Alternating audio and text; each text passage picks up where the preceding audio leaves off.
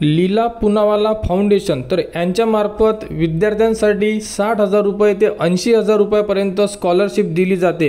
तर 2025-26ची संपूर्ण अपडेट साईटवर उपलब्ध झालेली आहे आणि 2025-26साठी साईटसुद्धा उपलब्ध करून दिलेली आहे। तर तुम्ही बघू शकता यामध्ये 2025-26 तर बघू शकता कोणत्या एरियामधले फॉर्म सुरू झालेले आहे, कारण यामध्ये संपूर्ण ज्या डिस्ट्रिक्ट आहे की ही जी स्कॉलरशिप आहे स्पेसिफिक डिस्ट्रिक्टमध्ये दिली जाते त्याबद्दलची संपूर्ण अपडेट या पेजवर देण्यात आलेली आहे। जसे की यामध्ये पोस्ट ग्रॅज्युएशन हे जे पुण्याला फॉर्म सुरू होते यांचे फॉर्म क्लोज झालेले आहे आणि 11 तारीख ही त्यांना लास्ट डेट देण्यात आलेली होती।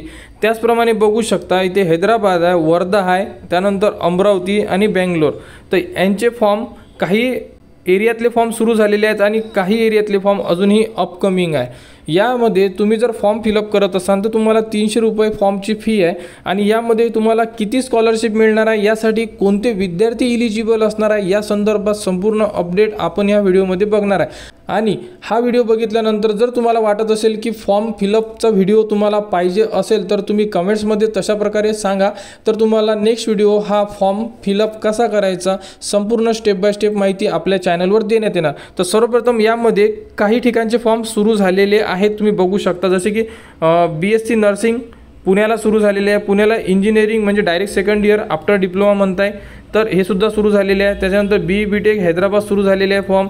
त्यानंतर बाकीचे वर्धा अमरावती वगैरे यांचे फॉर्म अजूनही अपकमिंग आहे। तर येत्या 2 ते 4 दिवसामध्ये फॉर्म सुरू होऊन जाणार, कारण की सेकंड राऊंड लागलेला आहे। सेकंड राऊंडमध्ये भरपूर साऱ्या विद्यार्थ्यांनी प्रवेश घेतलेला आहे, तर तुम्ही सुद्धा फॉर्म फिलअप करू शकता।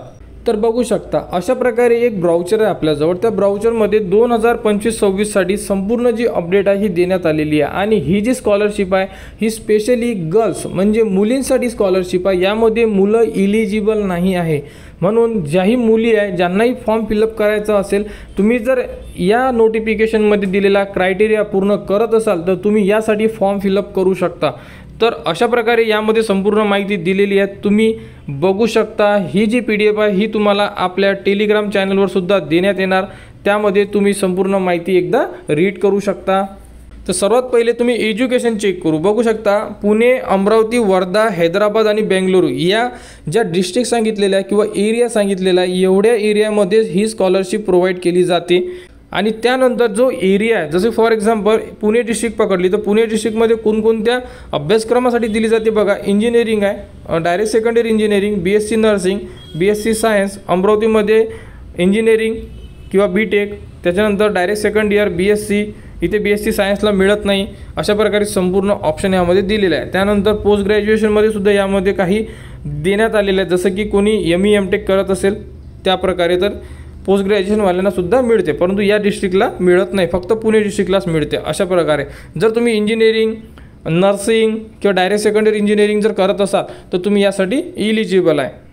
त्यानंतर या फॉर्मसाठी फी किती असणार आहे बघू शकता। तर या फॉर्मसाठी 300 रुपये तुम्हाला फी पेड करावी लागेल, कारण ही फॉर्मची फी असणार आहे। त्यानंतर टोटल ॲन्युअल इन्कम किती सांगितलं आहे बघू शकता, तर 5 लाखापर्यंत, म्हणजे total annual family income of applicant should not be more than 5 lakh, म्हणजे तुमचे वार्षिक उत्पन्न हे 5 लाखापेक्षा कमी असणं गरजेचं आहे। त्यानंतर एरिया वाईज पर्सेंटेजसुद्धा सांगितण्यात आलेले आहे। समजा एखादा विद्यार्थी जर इंजिनिअरिंग फर्स्ट इयरला प्रवेश घेत असेल तर संपूर्ण डिस्ट्रिक्टला 10वी आणि 12वीला 70% मार्क्सचा क्रायटेरिया सांगितलेला आहे। त्यानंतर जे एज आहे तुमचं हे 20 वर्ष जून 2025पर्यंत कॅल्क्युलेट केले जाणार। आणि त्यानंतर इथे स्कॉलरशिपसुद्धा सांगण्यात आलेलं आहे, जसं की अमरावती आणि वर्ध्याला 45,000 रुपये स्कॉलरशिप मिळणार, पुण्याला 50,000 रुपये, बेंगलुरूला 70,000 रुपये अशा प्रकारे। त्यानंतर डायरेक्ट सेकंड इयर इंजिनिअरिंगला जे विद्यार्थी प्रवेश घेणार त्यांना 70% मार्क्स पाहिजे आहे 10वीला आणि डिप्लोम्याला, वय त्यांचं सांगण्यात आलेलं आहे। आणि इथे स्कॉलरशिपचे किती तुम्हाला स्कॉलरशिप प्रोव्हाइड केली जाणार त्याबद्दल सुद्धा सांगण्यात आलेलं आहे। त्याचप्रमाणे BSc नर्सिंगवाल्यांना सुद्धा 60% गरज आहे मार्क्सची, नर्सिंगला 80,000 रुपये स्कॉलरशिप देण्यात येणार आहे आणि सायन्सचे जे विद्यार्थी आहे त्यांना 40,000 रुपये स्कॉलरशिप, PGच्या विद्यार्थ्यांना 60,000 रुपये स्कॉलरशिप। तर ज्याही मुली यामध्ये इलिजिबल असेल त्या विद्यार्थी यासाठी फॉर्म फिलअप करू शकतात। फॉर्म कसा भरायचा या संदर्भात तुम्हाला नेक्स्ट व्हिडिओमध्ये अपडेट देण्यात येणार आणि यामध्ये तुम्हाला जे डॉक्युमेंट्स लागणार आहे हे सुद्धा तुम्ही बघू शकता। तर जे डॉक्युमेंट्स आहे बघू शकता यामध्ये तुम्हाला एज प्रूफ द्यावं लागेल, ज्यामध्ये आधार कार्ड, पॅन कार्ड किंवा बर्थ सर्टिफिकेट देऊ शकता. आधार कार्ड हे कंपल्सरी असणार आहे.